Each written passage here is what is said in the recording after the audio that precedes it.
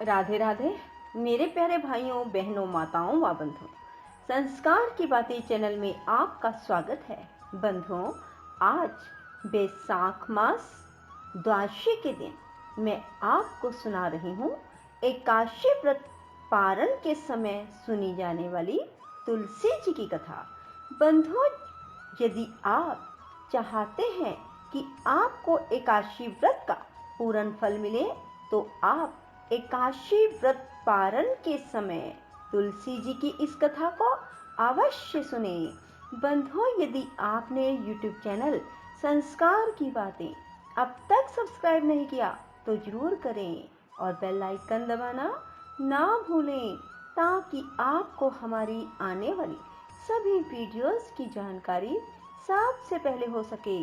बोलो विष्णु भगवान की जय हो, तुलसी माता की जय हो। हमने आपके मुख से तुलसी के पत्र और पुष्प का शुभ महात्म सुना, जो भगवान विष्णु को बहुत ही प्रिय है। अब हम आपसे तुलसी की पुण्य में कथा को सुनना चाहते हैं। व्यास जी बोले, ब्राह्मणों, पहले स्कंद पुराण में मैं जो कुछ बतला आया हूँ वही यहाँ भी कहता हूँ। शतानंद मुनि के शिष्य कठोर व्रत का पालन करने वाले थे।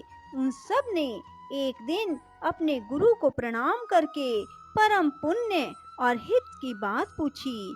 शिष्यों ने कहा, नाथ, ब्रह्मवेताओं में श्रेष्ठ आपने पूर्व काल में ब्रह्मा जी के मुख से तुलसी जी के जिस कथा का श्रवण किया था उसको हम सब सुनना चाहते हैं। शतानंद जी बोले, शिष्यगण, तुलसी जी का नाम उच्चारण करने पर ही असुरों का दर्प दलन करने वाले भगवान श्री विष्णु प्रसन्न हो जाते हैं। मनुष्य के पाप नष्ट हो जाते हैं, उन्हें अक्षय पुण्य की प्राप्ति होती है, जिसके दर्शन मात्र से करोड़ों गोदान का फल प्राप्त होता है। उस तुलसी का पूजन और वंदन लोग क्यों ना करें। कलयुग में संसार में वे मनुष्य धन्य हैं जिनके घर में शालग्राम शिला का पूजन संपन्न करने के लिए प्रतिदिन तुलसी का वृक्ष भूतल पर लहलहाता रहता है। जो कलयुग में भगवान श्री केशव की पूजा के लिए पृथ्वी पर तुलसी का वृक्ष लगाते हैं, उन पर यदि यमराज अपने किंकरों सहित रुष्ट हो जाए तो भी वे उनका क्या कर सकते हैं। तुलसी, तुम अमृत से उत्पन्न हुई हो और केशव को सदा ही प्रिय हो। कल्याणी, मैं भगवान की पूजा के लिए तुम्हारे पत्तों को चुनता हूँ। तुम मेरे लिए वरदायिनी बनो। तुम्हारे श्री अंगों से उत्पन्न होने वाले पत्रों और मंजरियों द्वारा मैं सदा ही जिस प्रकार श्री हरि का पूजन कर सकूं वैसा उपाय करो।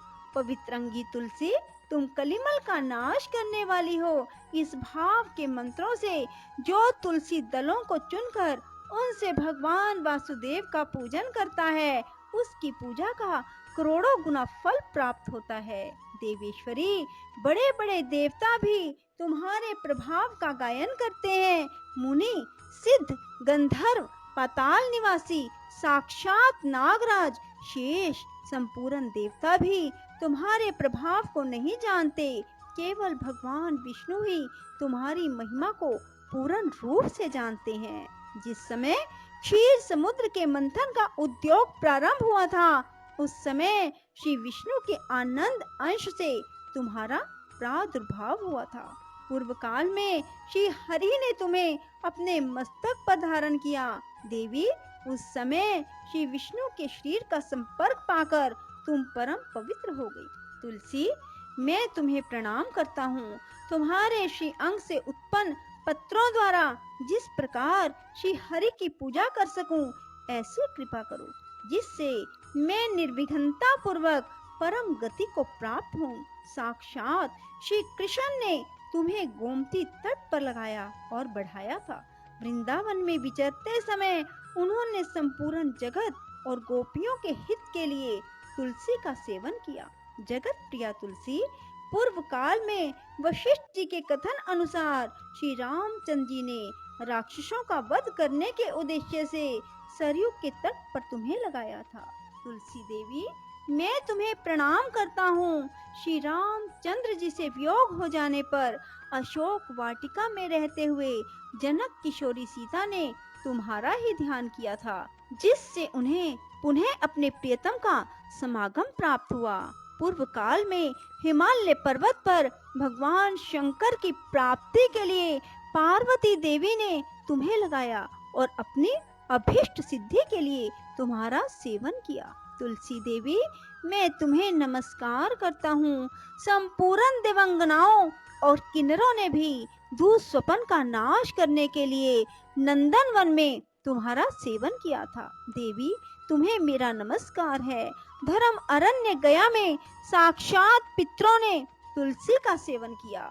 दंडक अरण्य में भगवान श्री रामचंद्र जी ने अपने हित साधन की इच्छा से परम पवित्र तुलसी का वृक्ष लगाया। लक्ष्मण और सीता ने भी बड़ी भक्ति के साथ परम पवित्र तुलसी का वृक्ष लगाया। लक्ष्मण और सीता ने भी बड़ी भक्ति के साथ उसे पोसा। जिस प्रकार शास्त्रों में गंगा जी को त्रिभुवन व्यापिनी कहा गया है, उसी प्रकार तुलसी देवी भी संपूर्ण चराचर जगत में दृष्टि गोचर होती है। तुलसी का ग्रहण करके मनुष्य पातकों से मुक्त हो जाता है। और तो और मुनीश्वरों, तुलसी के सेवन से ब्रह्म हत्या भी दूर हो जाती है। तुलसी के पत्ते से टपकता हुआ जल जो अपने सिर पर धारण करता है, उसे गंगा स्नान और 10 गोदान का फल प्राप्त होता है। देवी, मुझ पर प्रसन्न होवो। देवेश्वरी, हरि प्रिय, मुझ पर प्रसन्न हो जाओ। क्षीर सागर के मंथन से प्रकट हुई तुलसी देवी, मैं तुम्हें प्रणाम करता हूँ। द्वादशी की रात्रि में जागरण करके जो इस तुलसी माँ की कथा को सुनता है, भगवान श्री विष्णु उसके 32 अपराध क्षमा कर देते हैं। बाल्य अवस्था, कुमार अवस्था, जवानी और बुढ़ापे में जितने पाप किए जाते हैं, वे सब तुलसी स्तोत्र के पाठ से नष्ट हो जाते हैं। तुलसी के स्तोत्र से संतुष्ट होकर भगवान सुख और अभ्युदय प्रदान करते हैं। जिस घर में तुलसी जी की इस कथा को सुना जाता है, पढ़ा जाता है, उसका कभी अशुभ नहीं होता, उसका सब मंगल ही होता है, किंचित भी अमंगल नहीं होता। उसके लिए सदा सुकाल बना रहता है, वह घर प्रचुर धन धान्य से भरा रहता है। तुलसी जी की इस कथा को सुनने से मनुष्य के हृदय में भगवान विष्णु के प्रति अविचल भक्ति होती है, उसका वैष्णवों से कभी वियोग नहीं होता। इतना ही नहीं, उसकी बुद्धि कभी अधर्म में प्रवृत्त नहीं होती। जो द्वादशी की रात्रि में जागरण करके तुलसी जी की इस कथा का पाठ करता है, उसे करोड़ों तीर्थों के सेवन का फल प्राप्त होता है। बोलो विष्णु भगवान की जय, तुलसी माता की जय। राधे राधे, जय श्री कृष्णा। बंधुओं, यदि आपको हमारी वीडियो पसंद आए तो इसे लाइक करें और शेयर भी जरूर करें। धन्यवाद।